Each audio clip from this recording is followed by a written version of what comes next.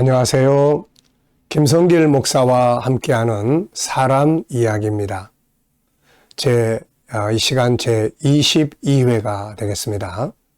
제 1단원의 당신이 보물입니다 편에서 22번째 이야기를 함께 하겠습니다. 여러분들의 교재로는 105페이지에서부터 시작이 됩니다. 그래서 제2장 인격성에 관한 이야기를 다루게 되겠습니다. 자, 이 앞에 보시면은 제2부는 본론이에요. 1부는 인간의 존귀한 가치가 세상에 와서 땅바닥에 파묻혀 살고 있다. 이것을 세상의 인본주의적인 교육이 아니라 성경을 통해서 인간의 가치를 찾아낼 수 있다. 그래서 인간이 존귀한 이유 3가지, 존재의 배경, 그 다음에 창조의 과정, 그리고 존재의 궁극적 목적, 이 3가지를 알면 나를 안다. 이렇게 이야기를 했죠. 자, 그리고 이제 제2부에 들어와서는 이제 본론입니다. 이 본론은 바로 이 5가지 하나님의 속성을 회복하는 일이에요. 자, 우리가 존재의 배경도 참 중요하고, 그 다음에 창조의 과정 중요하고, 존재의 궁극적 목적 다 중요합니다. 그런데 우선 이 땅에서 태어나서 살아가는 동안에 우리가 꼭 회복하고 알아야 될 내용이 바로 이 2번째예요. 창조의 구조. 인간은 흙으로 된 육체와 하나님을 닮은 영혼으로 이루어져 있습니다. 이것을 영이라고도 하고 영혼이라고도 이야기를 합니다. 자, 어쨌든 속사람이죠. 이게 나의 본질이에요. 그래서 육체에도 여러 가지 구조가 있죠. 5장 6부. 육체의 기능들이 있어서 그것을 공부하시는 분들이 이제 의사 선생님들이 돼서 사람들의 육체를 치료를 하는 겁니다. 자, 그런데 인간의 영혼도 역시 마찬가지예요. 인간의 영혼은 하나님을 닮은 존재이기 때문에 2가지의 기능을 가지고 있어요.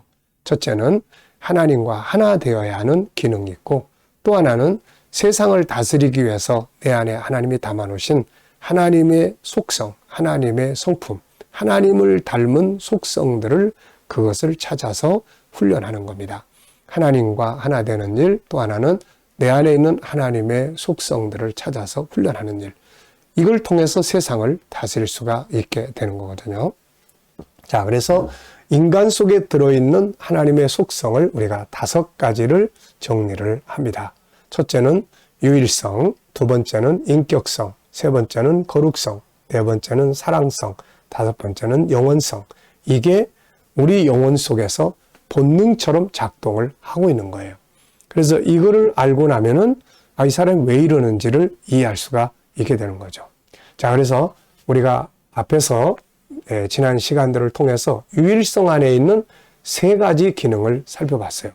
존귀함, 다양성, 재능, IQ, EQ, SQ에 대한 이야기를 살펴봤습니다. 이 책에서는 간단하게 정리를 하고 있어요. 그런데 이것을 현재 사용할 수 있도록 구체화시켜 놓은 것이 G7 프로그램이에요. 책 한 권이 44권으로 확대되어 있는 것입니다. 그래서 요거 다음에는 제 2단원에서는 바로 이 G7이라고 하는 프로그램을 다루게 되겠습니다. 자, 이 시간부터는 이제 인격성 안에 있는 기능에 대해서 살펴보려고 해요.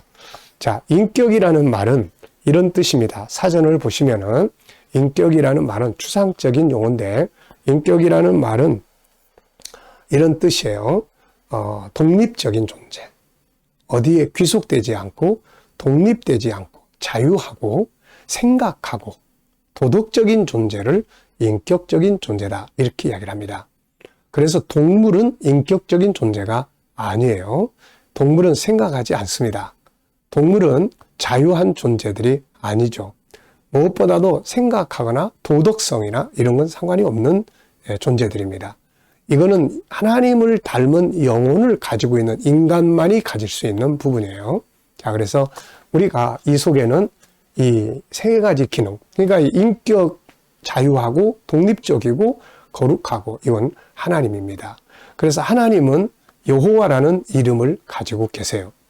우리가 하나님을 부를 때 여러 가지 명칭들이 있는데 그 중에 하나님의 이름이 바로 하나님이 직접 말씀하신 것처럼 여호와라는 이름이에요.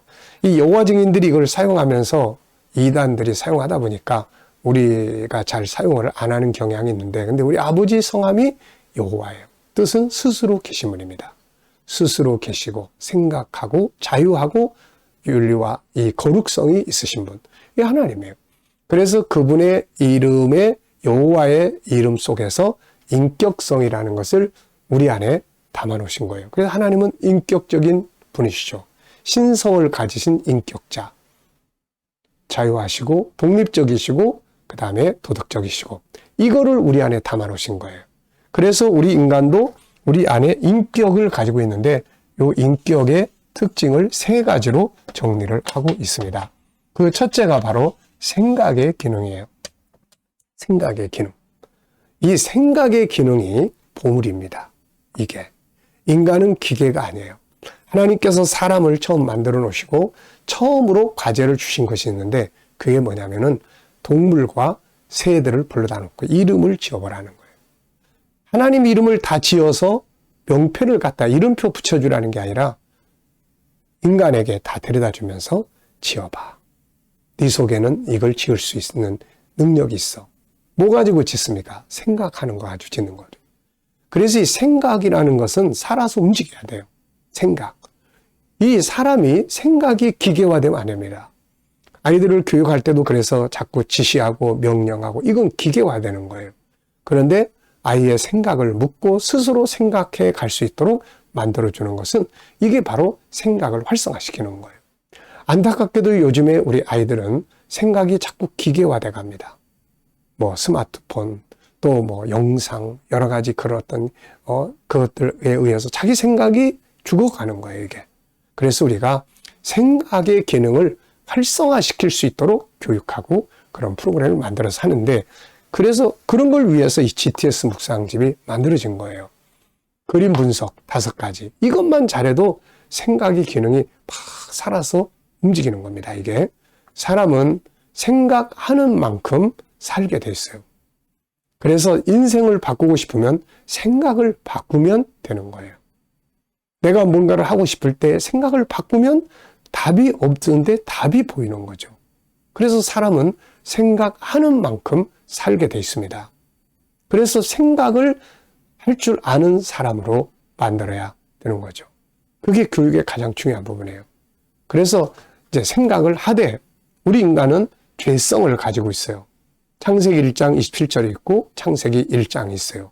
하나님은 이 생각을 가지고 만물을 창조하셨어요.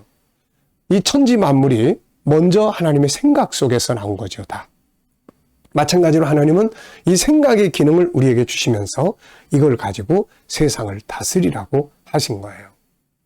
그런데 창세기 3장에 죄성이 들어와요. 그래서 이게 생각을 지배하는 거예요. 그래서 생각이 그냥 내버려 두면은 죄성을 더 많이 생각을 해요.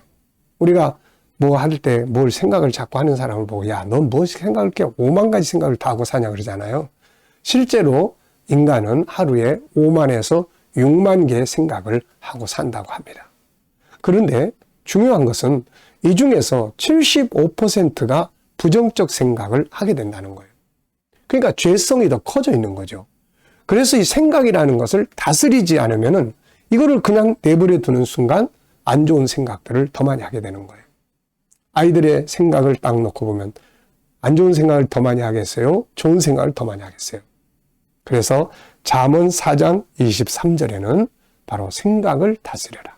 무릇 지킬 만한 것은 내 마음이니 생명의 원천이 여기서 나는 것이다. 이 생각을 다스리라고 하신 거예요.